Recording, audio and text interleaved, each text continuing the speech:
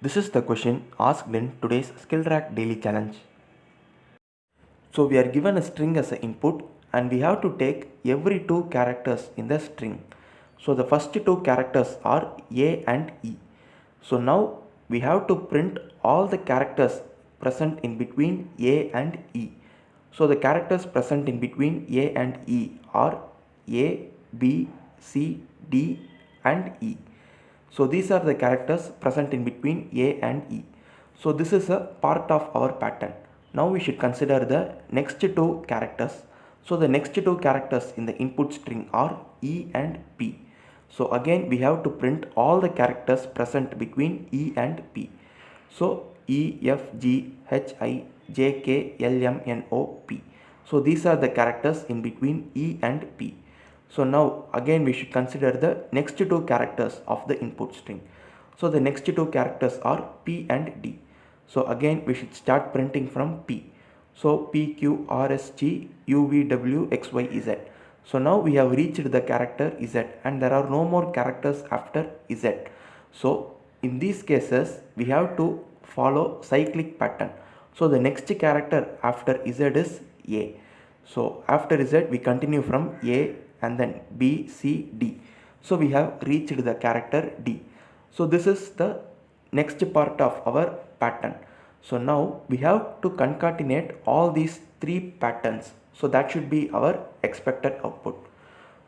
So after concatenating all the three patterns, this is how our output is looking like. So in our expected output also we can see that we are printing the same characters. So this is how we get our output. Now let us see how to write a C program for this. So first I am creating a new character array named str of size 101, and in the next line I am accepting the input in a string format and storing it into the character array str. So now we have to iterate through the character array str, and while iterating we will be considering every two characters. So I am creating a for loop that iterates from 0 till the string length of str minus 1, and here we iterate only till the string length of str minus 1, because in every iteration we need two characters. Only then we could print the characters present in those range. So that is the reason why we are iterating only till the string length of str minus 1. Suppose if we iterate till the string length of str, then at the last index we will be having only one character. So we iterate only till the string length of str minus 1. So the starting character is str of I. So initially in every iteration of the for loop I am storing the character str of I into a new character named ch. So I am setting char ch is equal to str of I. And now we have to print the characters from str of I till str of I plus 1. So to do that I am creating a while loop, and this while loop is an infinite loop. So until a break condition is executed manually, this loop keeps on iterating. So in this case we have to keep on printing the characters until we reach str of I plus 1. So the break condition for this while loop is the case when ch becomes equal to str of I plus 1. So in the while loop I am including the condition if ch is equal to str of I plus 1, then I execute the break condition. So that is the case when this loop stops working. And other than this, we also increment the value of the character ch in every iteration of this while loop. And also we should print the current character. So using a printf statement, I am also printing the current character. And while printing the characters, we have to follow cyclic fashion.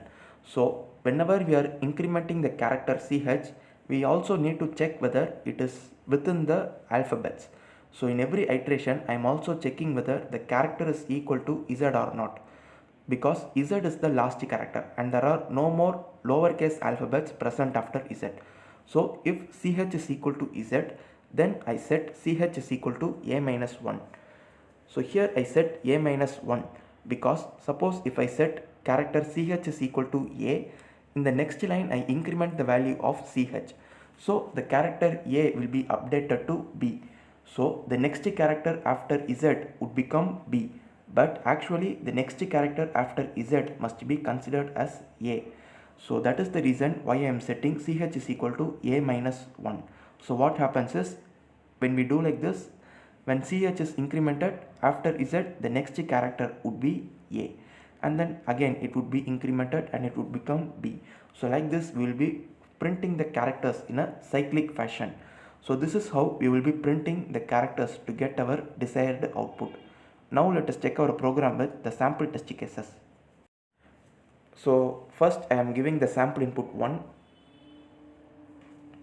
and we have our expected output here. So we also get the same characters as our output.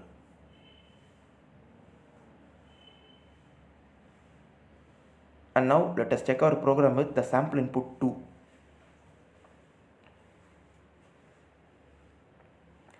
So for sample input 2, our expected output is here.